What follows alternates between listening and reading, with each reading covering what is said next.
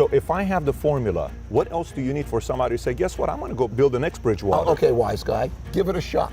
It's more difficult to succeed in the markets than it is to succeed in the Olympics. Reduce risk without reducing return. Think of it as like going to a horse race. You're not going to pick the best horse. Diversification is a boring formula. It's outdated, et cetera, et cetera. I went from nothing. You asked me. Capitalism, it is in danger of dying. I understand the philosophy where you're going with this. Down. It's a complicated question. China pumping money into Huawei. You got to play by my rules. It doesn't work that way. Which produces better results, though? You're not letting me answer your question. Wow. U.S. China. Who needs who more? You have a dangerous set of circumstances. History has taught us that.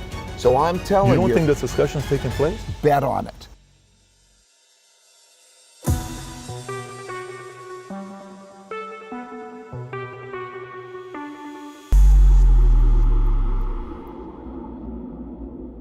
So today I'm sitting with Ray Dalio. For those of you that don't know who Ray Dalio is the author of Principles, which is, the work he's done in his life and his philosophy, similar to what Marcus Aurelius wrote in Meditations many years ago. This is for entrepreneurs and business people. If you haven't read it, you definitely have to read it. But again, if you don't know who he is, I'll give you some perspective here. He's the 25th richest man in America, 58th in the world. He can write 18,700 checks for $1 million. For those of you that like Bugattis, he can buy 9,300 Bugattis. That's the kind of wealth he has.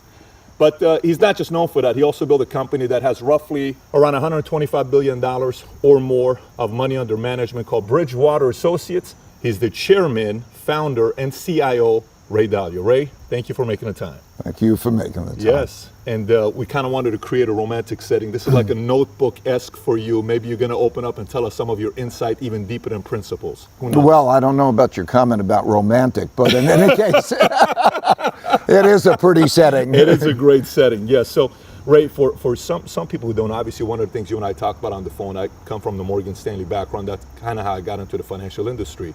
How did you get into the business yourself? In the 1960s, I was caddying at a golf course, and then and the stock market was hot at the time. So I was 12 years old, and I was talking about stocks with the people that I was caddying with, and I took my caddying money and I decided I would invest. I didn't know what I was doing. First stock I bought was a company which was the only company I ever heard of that was selling for less than $5 a share. That was my criteria, because I figured I could buy more shares, and that meant if it went up, I would make more money. Obviously stupid. Mm-hmm. But I got lucky. The first company I bought was a company that was about to go broke, but somebody acquired it, and it tripled. And I thought, this game is easy.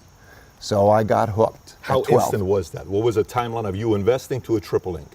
I don't remember exactly, but I would say it was probably maybe a little less than a year, That's something like that. That's pretty quick to triple. Yeah. I mean, that can really hook you. That can really pull you in. Yeah, when an acquisition comes along.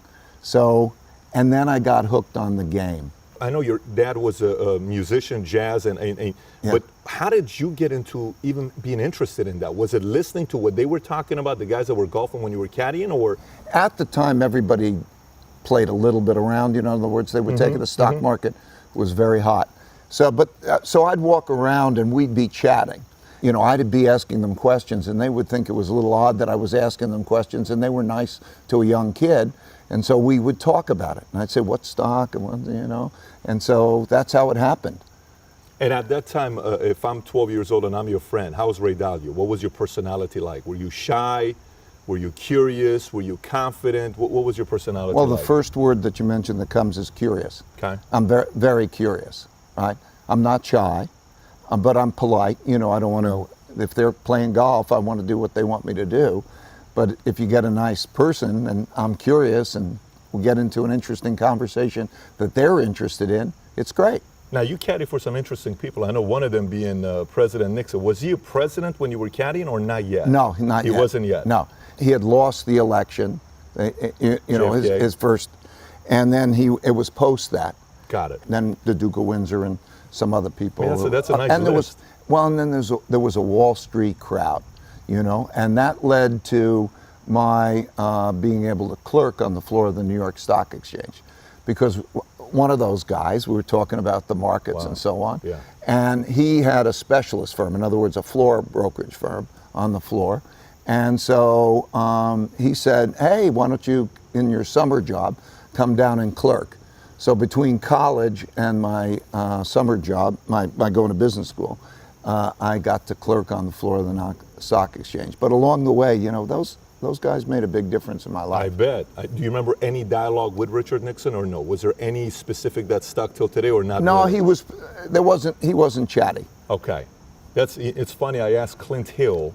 I don't know if you know who Clint Hill is. No. Clint Hill was the Secret Service agent when JFK got shot. He's the first guy that jumped on the top of the car. Ooh. And he was a Secret Service for Richard Nixon. He says he wouldn't talk too much. He was always kind of to himself and quiet. It seems it's the same thing with you as well. So now you go to high school. Who were you in high school? Same curious? Were you playing sports? Were you a 4.0 GPA kid? Who were you in high school? No, I was the opposite of a 4.0 GPA kid. Like, I didn't like high school. I did like playing with my pals and you know, having a good time. You know, there was so much of learn this, remember this. And I think, first of all, I think I have a very bad rote memory. What I mean rote memory is if something doesn't have a reason for being what it is within its context, like let's say phone numbers or names and so on, it's challenging for me to remember it. But also, I didn't understand the purpose of it. I didn't get it hooked in. It wasn't curiosity based. It wasn't interesting. And so I was a lousy high school student. I barely got in on probation to CW Post College, which is no Ivy League college. But I'm very, very curious at the time for lots of different things. What topics? People would say everything from politics to, you know, markets and how things work, you know, not mechanical things, but how the systems. Conceptual, I was involved with politics quite a bit. Why politics? Well, I was young enough at the time that I remember Eisenhower going to Nixon, the debate in Kennedy, and I was inspired by John Kennedy and that era. And so all along then, it was interesting. And so when Bobby Kennedy was running for the Senate, it was in New York, I got very actively involved. I was in high school. And so that part of it was interesting to me. So anyway, politics, markets. Did you play any games? Were you a card guy, backgammon, chess? Like, did you have any of those games? I played backgammon. You played backgammon? Yeah, played backgammon. I liked chess. I played some chess. But no, it was mostly, my game was the markets, because the two things went together. Wow. Okay, the two things went together. What was going on in the world, politics and so on, and what was going on in the markets. And to me, it was an ability to bet on what was going on in the markets, right? In other words, or bet on what's going on in the world. Because what was going on in the world would affect what was going on in the markets. So to me, that enthralled me, because it wasn't just theoretical. Like if you read a newspaper and everybody talks politics and they say what's going to happen, oh yeah, bet on it. Make your bet, and the markets gives you an objective scoring of how well you are at betting on these global macro economic political things. Is that a pretty common thread amongst everybody in your world? When I say your world, I'm talking you, Buffett. I'm talking people that are investors that pay very close attention to politics, because so does Buffett. He's a guy that was coming up paying attention to that. Is that very common or not really? Not really. Oh, okay. Not really. In terms of, let's say, global macro investor, most people find a particular niche. Let's say, I would say even in Warren Buffett's case, he will focus a lot particularly on the cash flows. You're exchanging one cash flow for another cash flow. That has to do with value investing and such things. More math. You pay investing is an exchange of a lump sum payment for a future cash flow, right? So it may be the cash you have or even the cash you can borrow, but you can take a certain amount of cash and you buy something. And what you're getting is a cash flow, like your investment in that, and they all compare. So when you can take a certain amount of cash that, let's say you could borrow it at 3%, and I can invest it at 6%, then I'm going to make a 3% spread. And it's the constant calculation of what that would be, let's say, Warren Buffett's type of approach, and that would be most important. That's more value investing. Then you do with how the world is changing and what the world is going to be like. And that's a little bit different. Or you go to niches. You know, a niche might be you follow a particular industry. And what will the new AI technologies be, for example, and how do I bet on that? Or it may end up being that you look at certain distressed debt. But quite often it's a much more narrow, specialist type of thing. So it's a little bit like doctors. You know, a doctor might be a specialist in this. There are a lot of specialists. And then the idea of global macro brings me to a different world than most of the men are in. Is that you as well? Because you're more diversified. When I look at the way you set up your portfolio, it's not as niche as that No, I'm big on diversification. You're very big on diversification. Like knowing how to diversify well is more important than almost anything. People don't understand this. Is that an evergreen principle, you think? Yes, that's an evergreen principle. Interesting. And the reason I'm saying that, the way it is, it's almost like a casino making its money. Okay. Okay. The way that you do it is you get an edge. So now when you have to make a bet, I've got to bet against the whole world. The world has a view on something is reflected in the price. So when I think something is attractive or unattractive, that means I have to bet against the whole world and whether that's right or not. That's difficult. I get it right, you know, more often than I get it wrong, but I'm going to get it wrong sometimes. And so when you can take a lot of different bets, what you can do is, like the casino, you'll get your average that your bet would be, but you'll reduce your risk of one of those tables not being the table that's paying off. And so that margin, then, so I can reduce my risk without reducing my return by knowing how to diversify. And I'd say that's particularly true, important for the people who are listening, your investors. Because what they've got to... Reduce risk without reducing return. That's right. That's the specialty. That's right. Elaborate a little bit more if you don't mind on that. So reducing risk without reducing the return, because a lot of times if I'm reducing the risk, it means my return's also going lower. But you're saying, no, we're reducing it without even reducing the return. Right. I mean, that's a high-paying skill set to have. It's the most important thing that you could start off doing. If you have a number of equally good likely bets, but they're uncorrelated, like the casino, you know, one table is going to make me a margin like this, but take another table and it makes me a margin like this, but I might have volatility about those. Let me take all those investments that I think will make 10%, so that's my return, but they're uncorrelated with each other. That means I'll still get the 10. I don't lower my 10, but my diversification means I lower my risk. So I improve my return to risk ratio. Is that an art that you can teach? Oh yeah.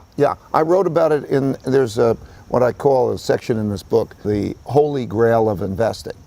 It's 3 pages long, and it explains basically this important thing, because when that epiphany happened to me and how I would do it, it changed everything by being able to do that. Because how old were you when you figured that out? I can improve through diversification.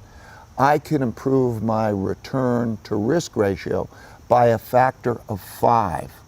So by diversifying, okay, the return relative to the risk, I can keep my returns the same and reduce my risk to 1/5 if I know how to diversify well. And that's why I'm explaining it. It's not all that complicated. It's simply explained in the book.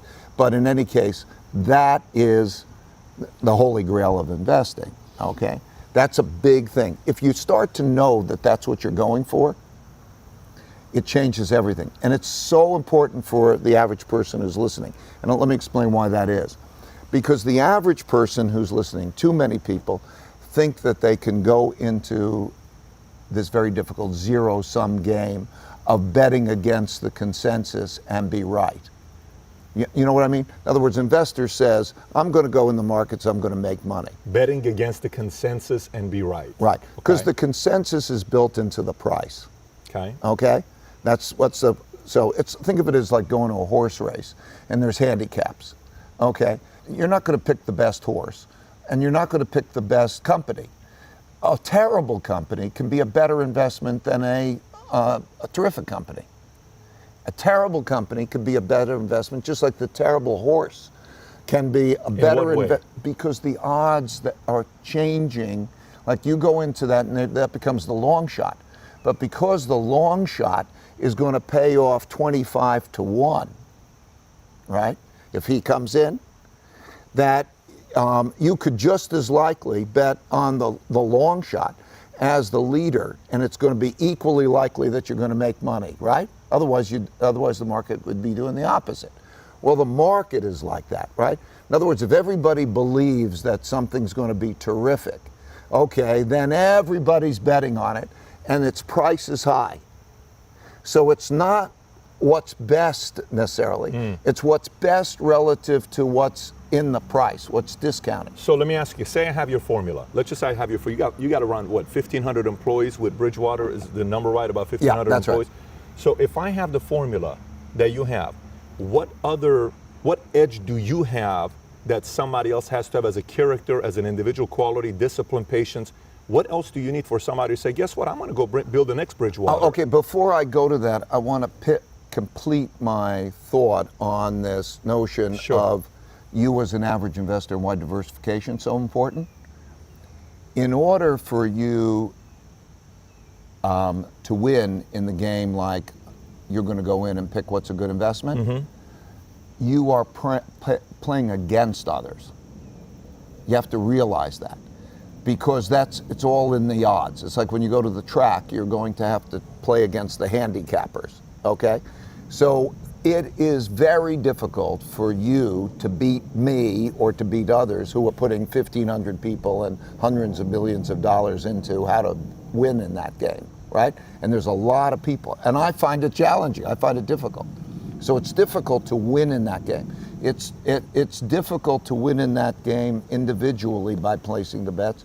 It's difficult to win in that game. It's more difficult to succeed in the markets than it is to succeed in the Olympics. Okay, but people don't realize that. They think I'm going to go have an opinion. Sure. Okay, but there are more people trying to do it in the markets than are trying to do it in the Olympics, and so nobody would say I'm going to run and compete in the Olympics. When you realize how difficult that is, okay, but you can diversify well. Anybody could diversify well. So if we look at what the world will be like in 5 years or 3 years or 1 year, okay, like we're coming in the presidential election, we have all these things going on. Okay, you want to bet on it?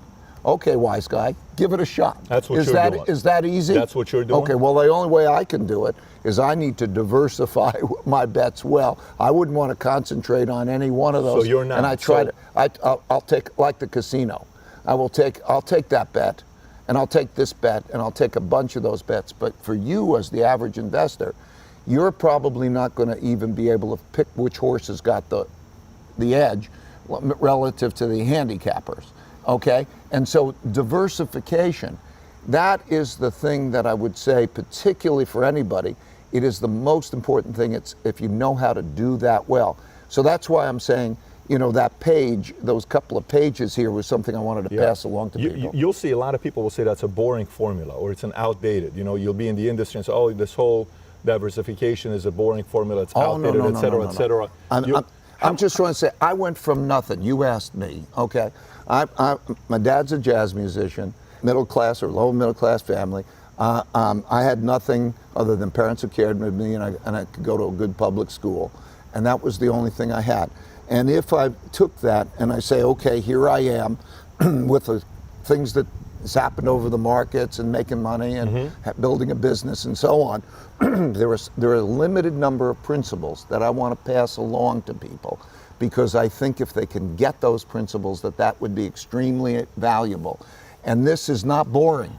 So when I come back and you say, okay, that arc in life was not boring, that was a very successful and exciting arc in life, and this is one of those principles. So if you take diversifying well, how to diversify well, Please go understand that principle. It's only a couple of pages. Please go understand that principle, because when you have savings and you think, how much money do I need for my kids' education or my retirement or whatever it is, and so on. And if you don't know how to do this well, you're risking a lot. And if you do it well and so on, it produces an enormous amount of opportunity.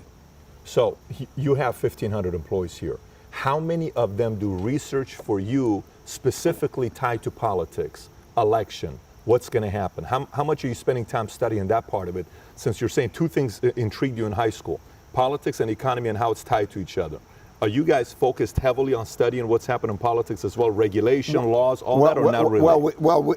We need to. We need to, more so today than we have ever had to. Why do you say that? Well, because we're in a period of time which is very much like the late 1930s. There are three main things that exist today and are the biggest forces in what is happening that did not exist before in our lifetimes, but existed in the 1930s, okay? And if you look at history, they repeat themselves. And the first is that there's a very large gap between the rich and the poor, and as a result, a big gap in politics between the left and the right, okay? It's become more extreme, and in this coming election, it will be more extreme, and around the world, it's more extreme. That's why we see the rise in populism, okay? That has very big implications on how the economy will work and how taxes will happen. Let me give an example.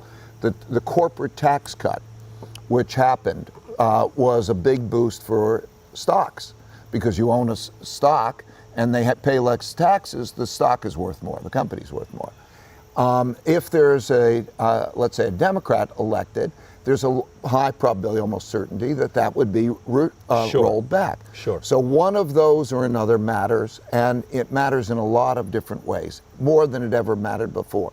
So item number one, the wealth gap and the political gap. The second factor, interest rates are close to zero, and the printing of money to buy assets is not as effective.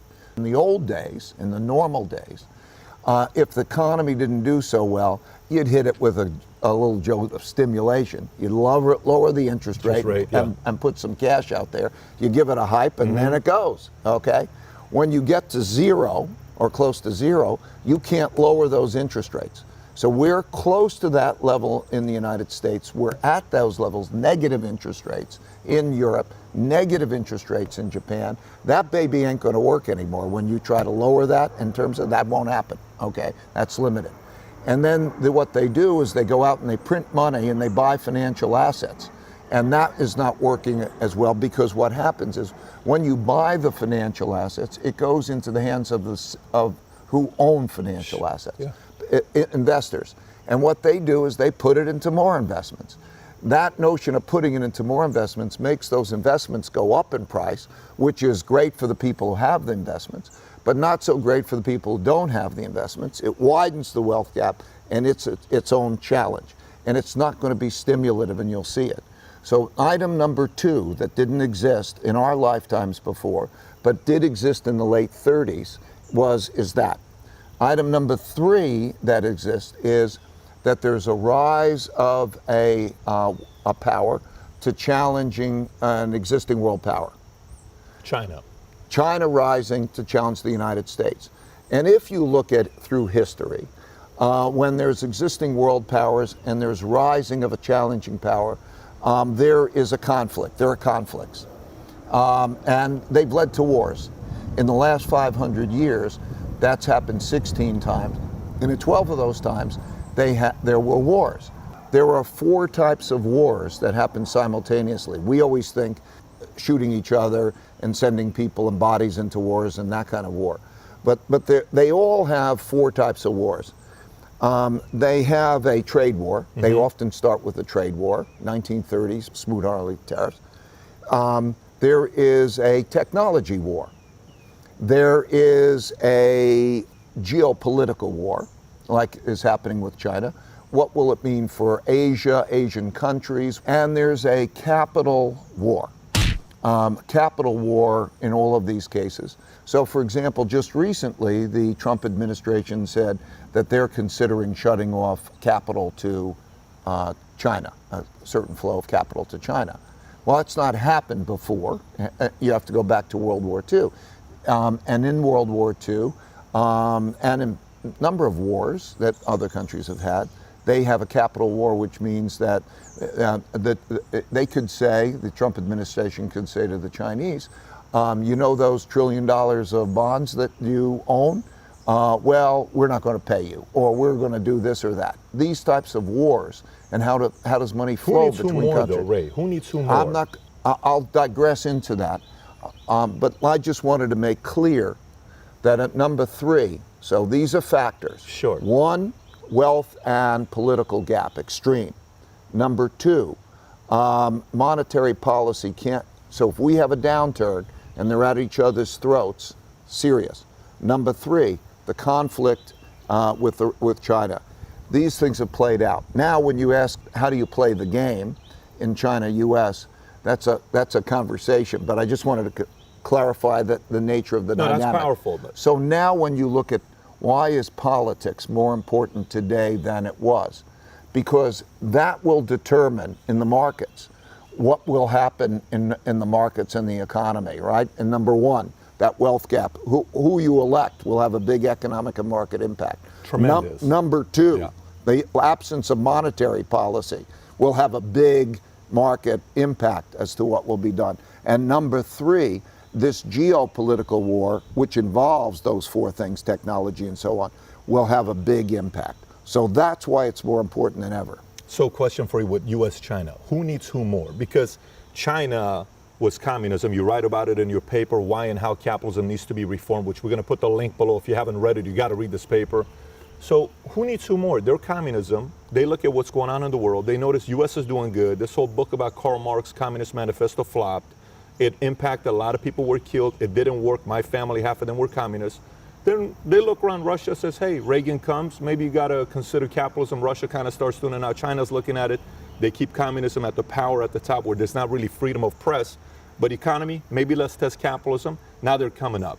Isn't the leader still US, where they rely on US, even though if they want to compete against them? Because I know this whole plan they have with Made in China 2025 with IP and all these things they're taking with the whole plan. I'm sure you've read about it. But my question for you is simple. Who needs who more? I spend a lot of time in China, and I know leaders, and I see both perspectives, and I want to try to be as accurate as I possibly can in painting those perspectives, okay? There is a hierarchy, and in most large companies in the United States, you would not have a vote and an election as to who's operating it. And so it's a top-down kind of management in which the government is working in the coordination of its private sector and its public sector. Extremely involved. Right, exactly. And they would say, it seems so crazy not to be. I mean, so a leader of China described it as follows, okay? He said, and this will help you understand the Chinese mentality. And because you know Iran and you know the United States, if one needs to suspend biases in order to try to hear the other's perspective. And so what a leader in China described to me, he said, the essence of the difference between the United States and China is what is the unit that matters. In the United States, it is the individual. It is individualism, and it is the individual. And everything is bottom up. You know, it's the entrepreneur, you elect your government from bottom up, and so on. So it's a bottom up type of process. Companies are put together by people who all want to make money together. They find it and they come together and they make it bottom up, but it's bottom up. If you want to build a highway, okay, individual property rights will matter a lot more in the United States. So an individual can almost stand in the way of that highway being. If you have a mission to get something done, individuals can stand in the way or facilitate it. So that's bottom up. And he said in China, the unit is the family. And if you understand Confucianism is for China what Judeo-Christian roots is for the United States. And that starts with the family, and it says, if you know how to run your family well, and there are rules for running your family well, according to Confucius, and then you know how to interact with your family, interacting with the greater society, you have order. But it's very paternal. Paternal means, okay, your responsibility, it's top down.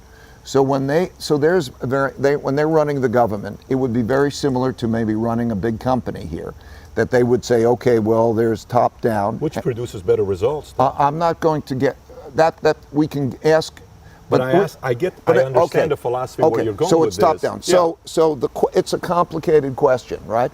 The important thing, so I'll give you what my thoughts are on that. In their experience,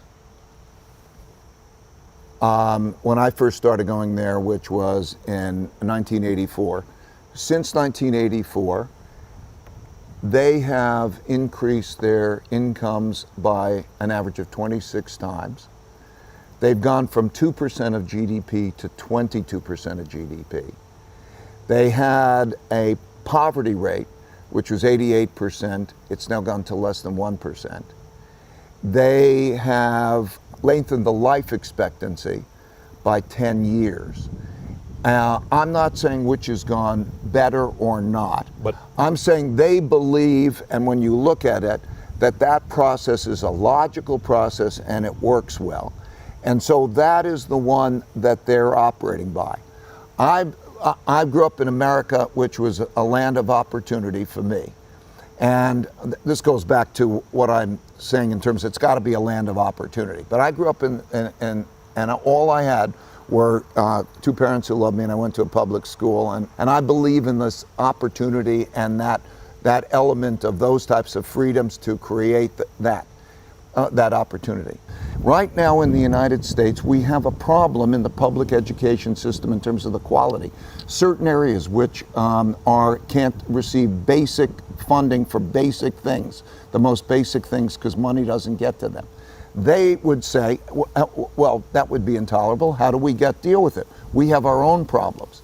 So that each has elements of pros and cons. They could say, listen, having my companies work with my government, let's say on research. If I was to take AI research, or if we take Huawei or companies like that, and you would say, well, in earlier years, in earlier decades, there was funding for original research. If it's just the exact profit motive before you make it, it may not be that the best results are necessarily always dealt with, particularly the profit motive.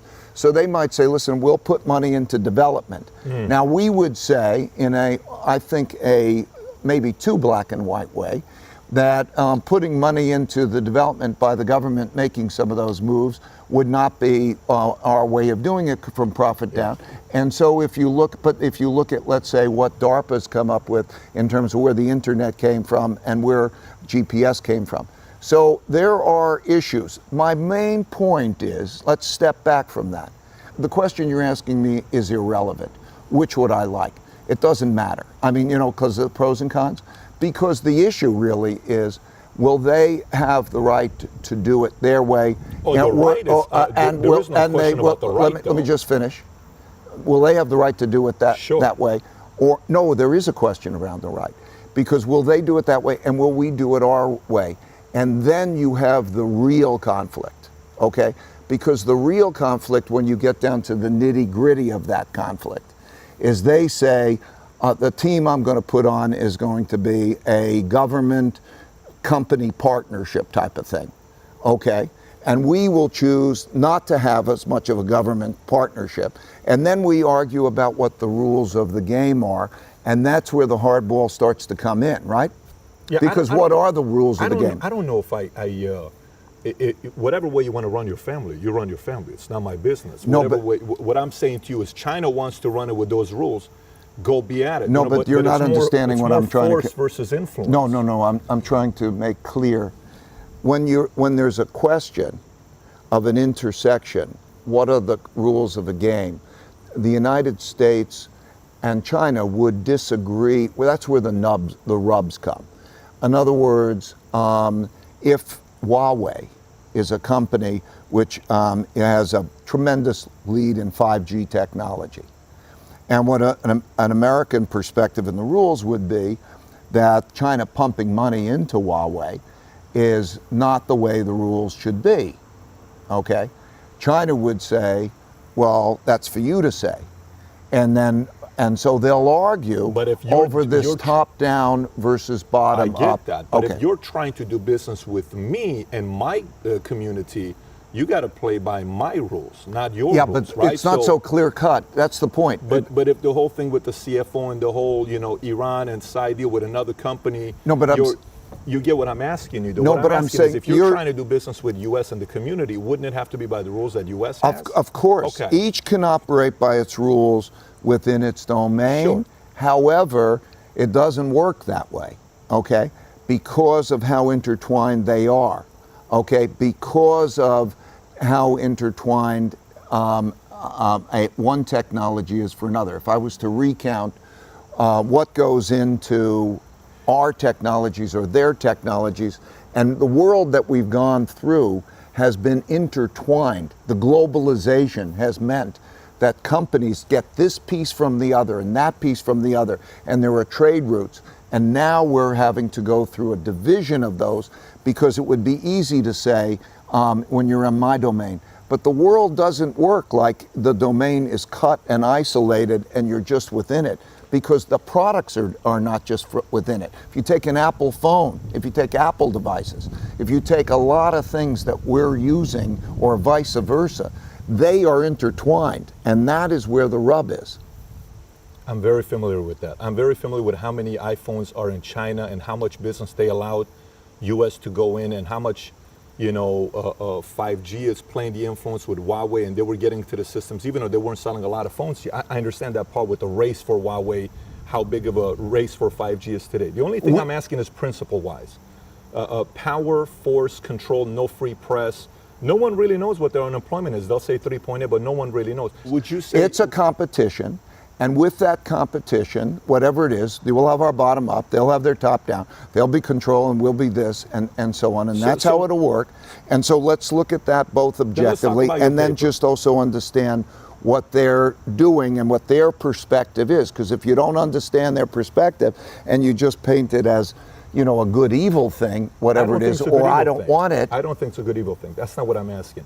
I'm saying if America doesn't take a stand for what made them great and they start compromising their beliefs and principles to make other empires happy, we are getting weaker. We don't become the leaders. That is all I'm saying. No, but I couldn't agree with. Then we wouldn't have any disagreement if that's all you're saying. Okay. Because I couldn't agree with that statement more. Because sometimes I hear analysts say, well, it's okay if China is doing this. We have to understand their way of living. We understand their way of living. I just don't know if I want to compromise my, like the other day I asked a question from somebody. I said, would I rather have my government control me or a corporation control me? Meaning, they have a spy on me. Would I rather have the U.S. government spy on me or have a corporation spy on me? Well, I'd rather have the corporation spy on me. Why? Because their motive is really going to be what? Profit. Okay, but if the government is, maybe they're trying to get data. Would I have control from another country having access over me? I don't know. So this is all things that I analyze myself to. That's fine. All we're really doing, I think, is saying there are two teams that are coming on the field, and there are two different approaches to those, okay? And now let's look at each one. I would say the biggest issue in the United States is how do we be as great as we can be? And that's where my greater worry is, because at the end of the day, what's going to happen is if we are as strong and capable as we can be and as great as we can be, we will be good for ourselves and we will be good for the world and best in the event of any conflict. I agree with that. Okay? And that my worry is more about that, okay, than anything else. Perfect. Do you mind if we go into this article? Yeah, sure. Incredibly written. I loved it. I enjoyed it. I highlighted, made some notes, and I brought some boards, if anything you wanted to show to kind of highlight the points. So when I read this, I wrote three things down here on the side, quotes on what you said in here. One, you said, most capitalists don't know how to divide the economic pie well, and most socialists don't know how to grow it as well, okay? Then you said, meaning Capitalists kind of maybe are like, hey, let me go compete, I want it all. And socialists like, well, I don't really know how to grow my $1,000, $10,000. Fair. Two, one's income growth results from one's productivity growth, which results from one's personal development. This leads me to one of the points you'll make about education, which I want to cover. And then last one I caught here was, I believe that all good things taken to an extreme become self-destructive and everything must evolve or die. And that these principles now apply to capitalism. Do you believe the basic fundamentals of capitalism is an evergreen philosophy? I'm a professional capitalist. Capitalism has made my life what it is, and I love capitalism. When you use the word evergreen, as I said there, I think everything needs to evolve. Everything needs to look at its problems and say, what are its problems, and change. And if it doesn't look at its problems and change, it is in danger of dying. And so when I look at capitalism now, and I go into this, I hope anybody who's in this interview will take the time to read this so that they don't make a stereotypical view. Highly recommend you read the article, highly. I'll put the link below as well. Okay, thank you. But there are certain outcomes. And those outcomes are things like, is this a country of the things I grew up with? Is this a country of equal opportunity? Can we share the notion? What is our overarching principle? Can we share it? Just like you described when you came from Iran.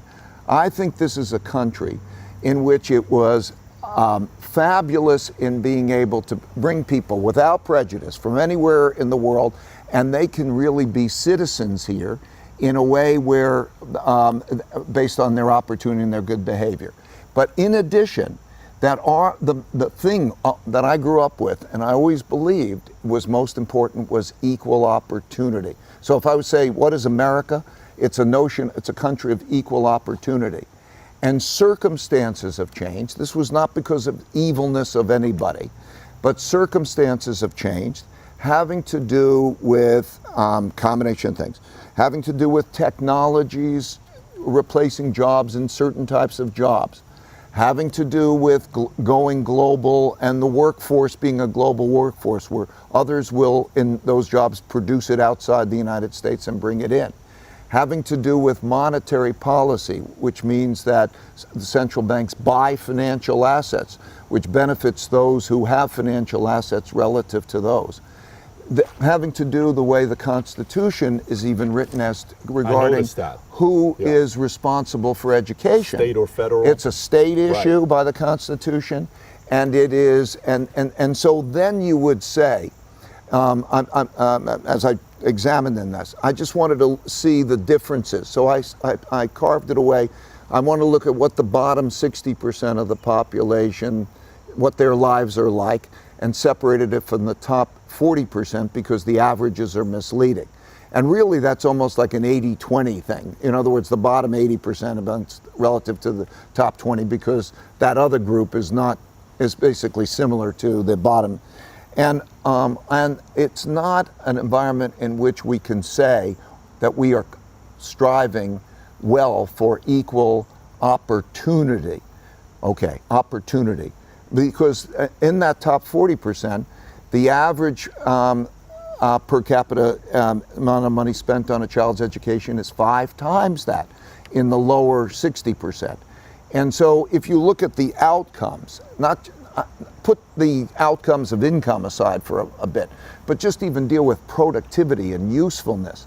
And you look at the tragedy of not being able to get adequate number of books in places or adequate teachers. And then you say, is that productive and is it fair? It's not productive because you're losing an education of a large percentage of the population, the proper education, the proper care. We also have family issues. Families are breaking apart. In other words, like I said, I had the benefit of 2 parents who loved me and took care of that. In some of these cases, that you have a problem of that there's not good family guidance. And that's a whole social issue, but it becomes a spiral. And so I think the question is, are we going to look at that well, and how do we deal with it in a nonpartisan, non-ideological ideological way, right? So, okay, so the whole part we're talking about kids being raised without married parents, I think 1960, 73% were, today's 38%, that don't have both, and the number is obviously higher than it's ever been today. But and I'm not just saying married. Maybe you live unmarried, or maybe there are different kinds of forms of households. But I am saying the guidance in somewhere of a loving person, at least, right, or two better, for the care of those children is an important determinant. That and basic education, these are important determinants. So you think a lot of the references you make here goes to 30s, and referencing how, the top 1% in the 30s versus today, you show this, that the top 1% in the 30s versus today, top 1% income share has the same amount as the bottom 90%, and the last time it was like that in the 30s.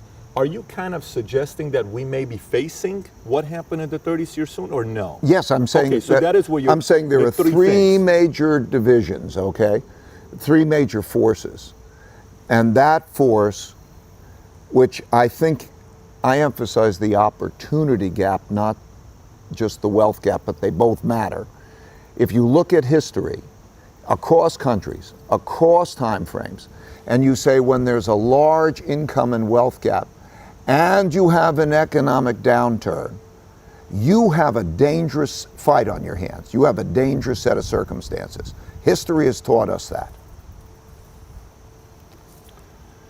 You said in April, income inequality is the biggest crisis we have in America on 60 Minutes, and I think in recent couple months ago, you said wealth inequality. Those are the two main things that we ought to be concerned about. And I think even more fundamental, those are the outcomes, and even more fundamental is opportunity inequality and production inequality. Because at the end of the day, just like you said, we have to find how to make this thing work well.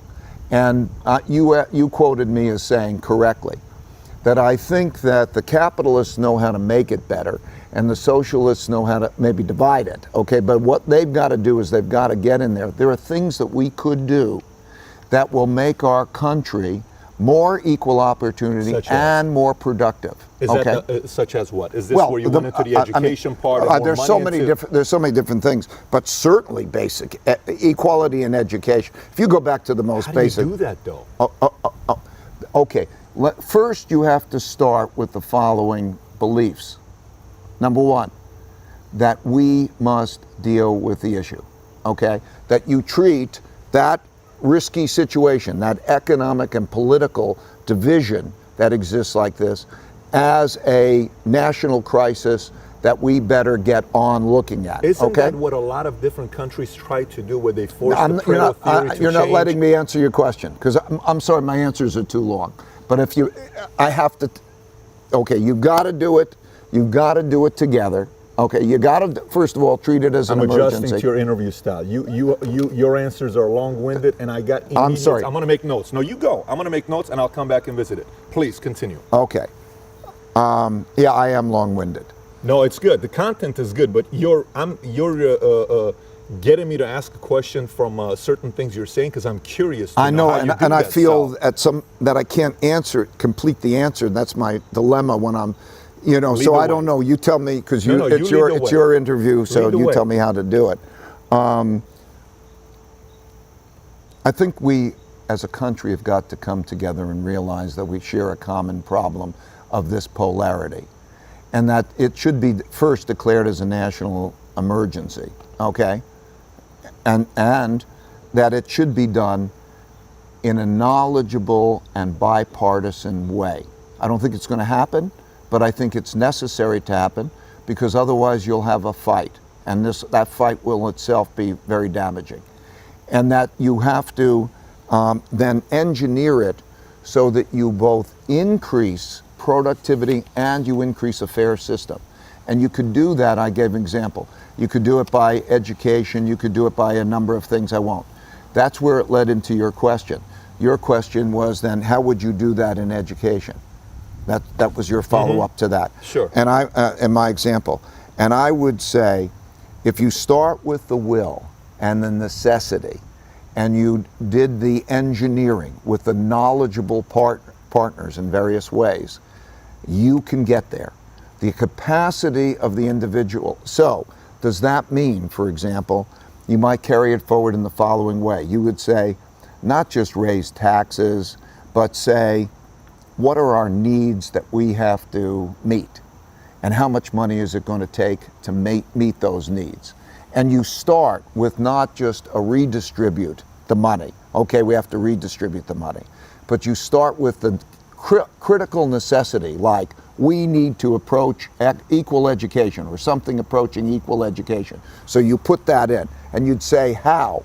And how do I build that out? And I could tell you lots of ways. I encounter it all the time in education. My wife and I are very active in terms of dealing with that on a nitty-gritty basis. And I could tell you that money put into education in a certain way can have a catalytic, enormous benefit that will change, that will have an economic benefit as a social benefit. Because if you look at, for example, what it takes to take a child through high school education, okay, it doesn't take, there are programs that we're working on. That my wife is leading in Connecticut. The $100 million, I saw that. But also comes from a nitty-gritty on the ground, doing this for 10-year kind of perspective, that to get a child to go to make it through high school or not, and into a job, doesn't cost that much, okay? Now you compare that with the cost of not doing that. What that has in terms of the differences in the crime rates, the differences in the incarceration rates. Do you know that to incarcerate a person costs between $80,000 and $120,000 a year? Okay? We got a $50 billion cost right there per year right now. So you can change, cost effectively, you could give better opportunity, and you can make it more advantageous because you'll create more productive people rather than less productive people. So the discussion of how to engineer that is not taking place. So I'm telling you. You don't think this discussion is taking place? No. I'm saying the thing. You don't think people would want to be able to help the No, bottom? I'm saying it's. You're asking me, is it taking place? You're saying no. It's What not I'm taking saying place. is not taking place. So hear what I'm saying. Is there declared as a national emergency? No. No, absolutely not. Are people with the real perspectives of both perspectives operating in a nonpartisan or bipartisan way to deal with that problem? No. Okay. Is progress being made to deal with that problem? No. Are they dealing with the cost effectiveness of that dollar to produce a better dollar of outcome? So you asked me examples. I could give you many, many, many examples in which there are cost-effective ways to make more people productive and make the system fair. And I'm saying it's not going to happen. And it's tragically not going to happen because you have these two sides. So you have the, let's say, the socialist undermining entrepreneurship or the American dream, okay, in many ways and in terms of changing things. Or you have the capitalist who is essentially not recognizing what the dilemma is for that other percentage of the population. That's how it looks to me. Is it fair to say that in order for this to also improve, we have to leave the freedom to fail up to the populace as well, or else we're going to other regimes that are controlling their people? Meaning, let me explain what I mean by this. If I'm trying to make any influence in the country, like for myself, I grew up in a family welfare. My mom and dad, my mom was on welfare. She ran out of money. She went back to Iran. I stayed here. I joined the army.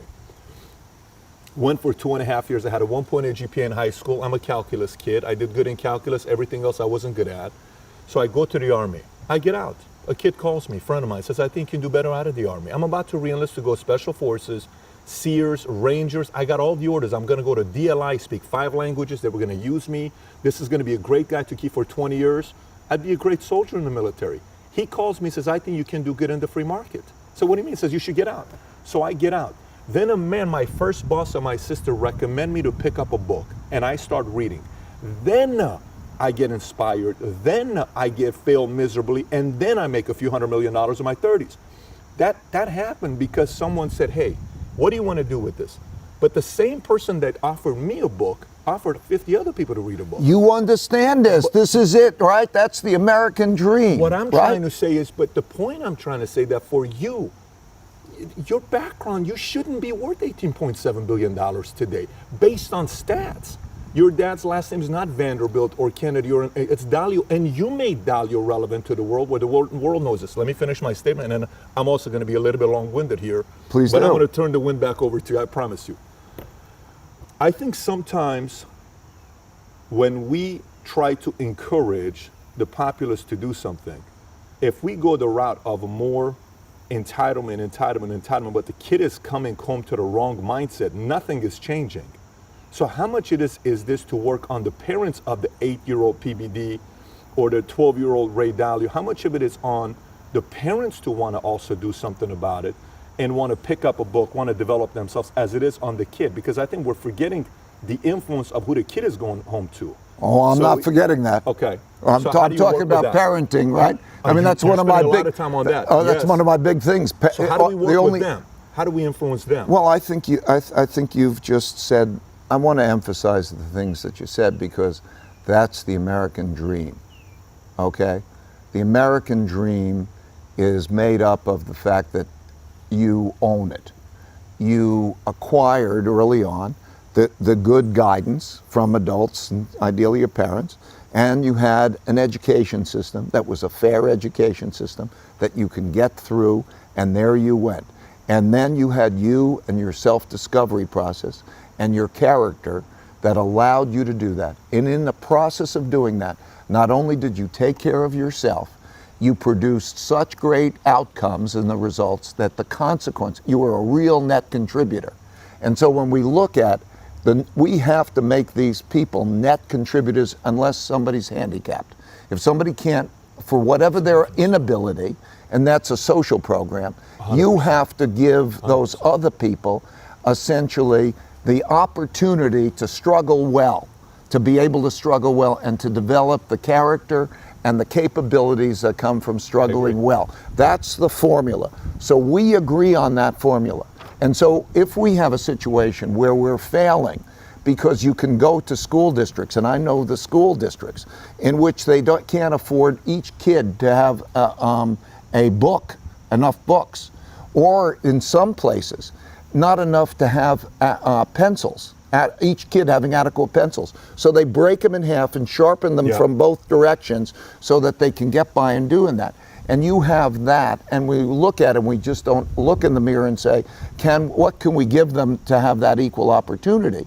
We have a problem, because the way it's now laid out to me, it looks like, is that there is one political party or one view that becomes extremely one way, that in terms of saying, okay, how do you create that desire, that opportunity, that need to be productive, and don't give just the money, give the means by which you're going to operate. And you have another political party who was saying, I will not deal with restructuring it so that we produce the outcomes that are necessary to create that education and create that equal opportunity. So when I look at each one of them, it's a scary choice, because I don't think that either of them is creating that process. And unless we come to do it, and we'd stop talking like corporations are bad, or billionaires are bad. You know, that's the language today. Most billionaires became. I'm an accidental billionaire, and most people became billionaires because what they did is they produced something of value that people wanted. Whether it's millionaires, or just earning a good job, you're producing something that someone wants, and in producing something that someone wants, they pay you for it. And the more you produce that somebody wants, the more they pay you. And that's the way the system is. And that entrepreneurship and all of that is a very important thing. That's why equal opportunity. People from all over the world came to the United States for that. Okay, so now if we can agree on that, and how do we do that? Deal with it in a way where together we're working on that, rather than just trying to kill the other and then undermining that. We won't fix ourselves, and we need to fix ourselves. Because if you're looking at the world and you're saying, okay, now you're competing with the world and you're competing with China, one way or another, we got to make our system work well. Then the follow-up question for you would be in this area. I read a book a few years ago by Lawrence Miller titled Barbarians to Bureaucrats. Never sold a lot of copies. Great book. I called him one time. I said, Lawrence, how do more people not know about your books? I'm not a good marketer. I just wrote the book. And he says how there's the prophet first, the visionary first, and then there's the barbarians. I'll go out there and make it happen. Sometimes a prophet is also the barbarian, like maybe a Steve Jobs. So prophet, barbarian, builder, explorer, administrator, bureaucrat, aristocrat. Okay, so America's kind of getting at this phase of bureaucrat, aristocrat. That's right. That's what we are, right? That's right. But then he says that during these times is when you can give birth to a synergist, right? That brings it together. Where does the synergist come to bring the left and the right together? Because you know the media is not playing the synergist. The media is kind of dividing a little bit. That's right. So who becomes a synergist? No, but I think he's created what is a beautiful description. And I will ask, having read history and watched dynasties rise and decline and empires rise and decline, I have never seen the synergist. You've never seen the synergist? I've never seen the synergist. So I want an example of the synergist. What I have seen happen over and over again is this decline.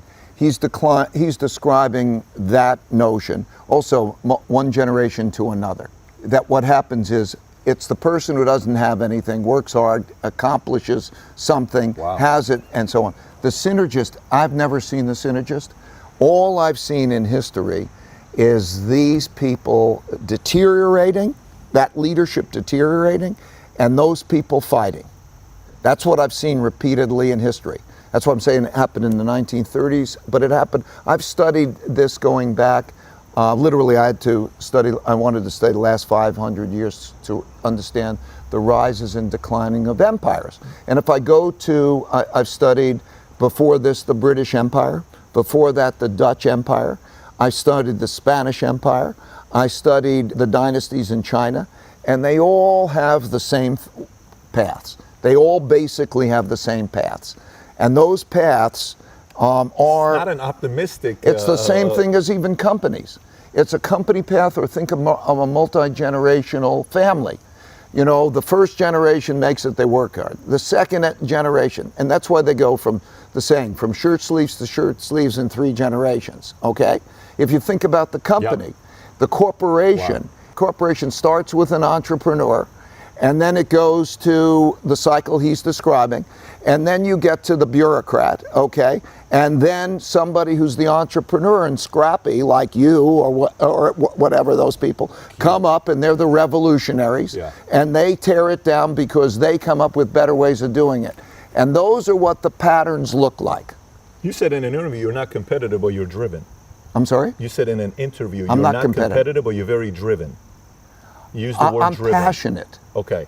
Okay, so I'm curious and I'm passionate. How involved are you in encouraging this conversation and dialogue to take place if you think income inequality and wealth inequality and opportunity inequality, if you think those 3 are a national crisis, how come national emergency, how come you're not leading that charge to bring and unify the groups together? Because you have credibility and you have a resume for people to say... My ability, look, power comes with the extent of the role.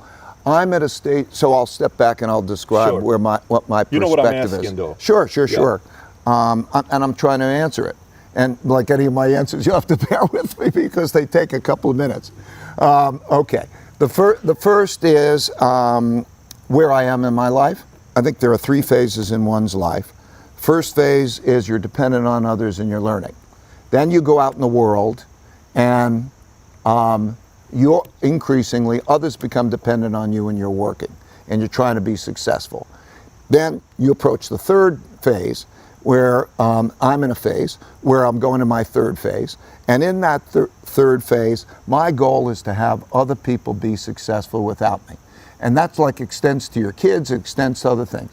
So the reason I'm passing along these things is because I hope that they're helpful. The reason we're doing this interview, I'm not doing it for money. Okay, I'm not doing it for any other reason, that I hope it's helpful.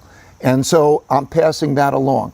It's so much dependent on other people to make their choices. One crusader is going to come in there. I'm not running for president. I'm not running, I'm not going to be in that position of control. That is not where I am. I'm just hoping that I can pass along my thoughts for people to take it or leave it, and leave it up to them, right? So, do I want to build what? Do I want to run for government or anything? We're in a situation, if you don't have your hands on the levers of power, it doesn't matter. Okay, so because I agree. Because you can only have to convince the people who have their hands on the lever of power. So the only thing I could do is give my best thoughts for people to take it or leave it, and that's where I am. So do you think there's any room today for a media company to come out that is Walter Cronkite-esque, a platform that's not Fox, that's not CNN, MSNBC, Time, whoever it is, Washington Post, that's in the middle, where somebody can go to and say, you know what? I don't know if I'm a Democrat, but I don't know if I agree, but makes sense. I'm a Republican. That's kind of do you think we need something there where people to go to say, these guys are pretty independently thinking and they're stating the facts? Absolutely. Do I think it will happen? Probably not. Why do you say that? History has shown me, and also I study psychology and neuroscience as to how the brain works and how habit and community decision making in a psychological neurological way is very much that you start with your conclusion and one filters consistent with the conclusion, and there's affinity groups and so on. And so I think that just the notion of that population deviating from that, and also the mechanics of sensationalism in terms of what sells, yes, that it produces a dynamic in which the media itself is not going for what that. A way of processing this. And the economics itself of the media is such that it doesn't sell, it doesn't support itself. I don't think there's a large enough market. And I think it's being exemplified by the power of extremism or illogical emotional behavior. So it almost needs to be somebody that wants to contribute rather than wanting to profit from it. But I don't even know how big the market is. Would you buy it? Would you subscribe to it? Well, of course. I had one of my sons came up with a media platform, but what he would do was it was an online, so I'll pass the idea along. I thought it was a terrific idea. Just a social site that he called it The Issue. That was the name of the company. And it's an on-site, and on that issue, whenever there was a controversial point of view, all he would do was find the smartest people who held different points of view on that. And he would put together 2 or 3 of those, which had then the opposite point of view on that. And you would look at that, and so you could say, I'm interested in the issue, and seeing both. And by the way, anybody can do this, so I'll pass it on to the world. Yeah, you could just. I hope somebody gets inspired. I hope somebody gets inspired to do that. So you could then say, I can get informed on both sides of the perspective of that issue. I was supporting a major correspondent type of person to bring on to have the name of the show was going to be In Pursuit of Truth. And they would find opposing points of view on any issue and have the thoughtful debate about those issues. The first one, we did actually a pilot for it, and it was called, I picked the most controversial point of view, God, reality, or delusion. And I picked that. You could take this thing or that, whatever the rule, pick the most controversial things and have a civil conversation about those types of things in terms of seeing both sides of the issue. It's a real big thing for me. I think Dennis Prager did a little bit of that with Thomas Sowell. When I was in LA, we'd go to Wayne Hughes' house, and he would bring all these guys from both sides, like Obama's campaign manager versus Bush's campaign manager, and they'd go at it, and it was beautiful. It's like you're sitting in a classroom taking notes. I Beautiful. got one question and then speed And then you run, realize issues are more complicated than they can be made. exactly. Right? And then you see similarities. I know. Similarities. We're like, wow, these guys have more in common than you thought, and they walk away liking each other. Yeah. And these are smaller settings. Yeah, and let's book our agreements. Let's get the agreement Yes, stuff knock done. that away. So could we agree that better education is an important thing? Could we agree on those problems and then work together for that? Man, that's That would where be we need to go. fascinating, Yes. Last question, and then I'll do speed run, and then we're done. Process of replacing yourself as a CEO. I know you've spoken about it, but now it's a little bit deeper because it's different than you wrote in the book, than even articles you've written in the last 2 years. I'm curious where you are right now. If you had to go over again to replace yourself and bring another CEO, and you're the founder, so emotionally you're attached, it's your culture, your principles. How do you process, and what are you thinking about to get somebody to bring in, and what are you looking for? Is it internal, external? Are you comfortable external being a CEO? How do you process replacement of CEO for you? Let me again start with the big particular picture. It is stupid to be attached to the ways that should be done, or attached to one doing the job of being a CEO. That is a stupid thing, because there's a certain life arc and we evolve. And as I say, to go to the third phase and let them go to the second, and that's why helping others be successful without you is the higher objective. So first you have to start, and you say that because it's like your children. Let's say you have adult children. You know, your parents, the best thing that could happen is they smile and they look at you and they see how you've evolved along those ways. So you have to want that. That becomes your arc.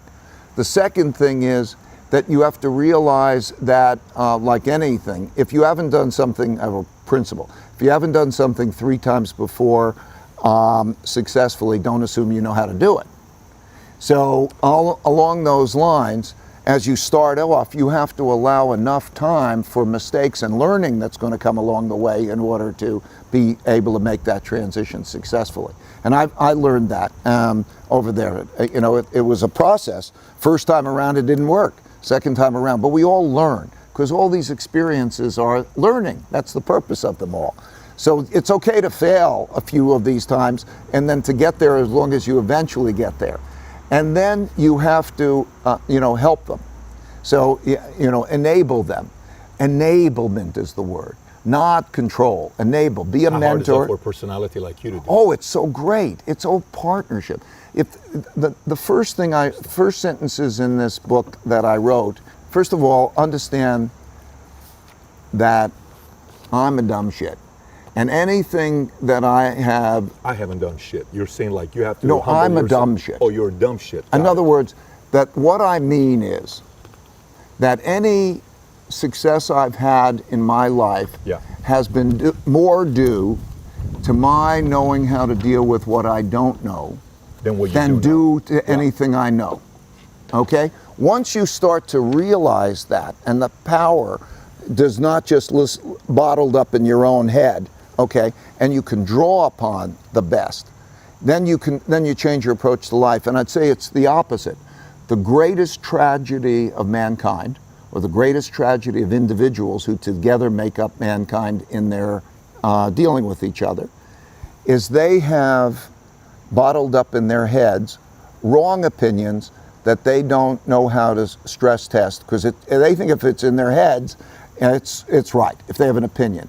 And it's so easy to get around that if you can think about, how do I go beyond that with so the reason I'm saying that is I love partnerships in which there's a back and forth and you knock things around and you get to the right answer, where there's open-mindedness and learning at the same time as there's the assertiveness as you're trying to figure things out together. Very cool.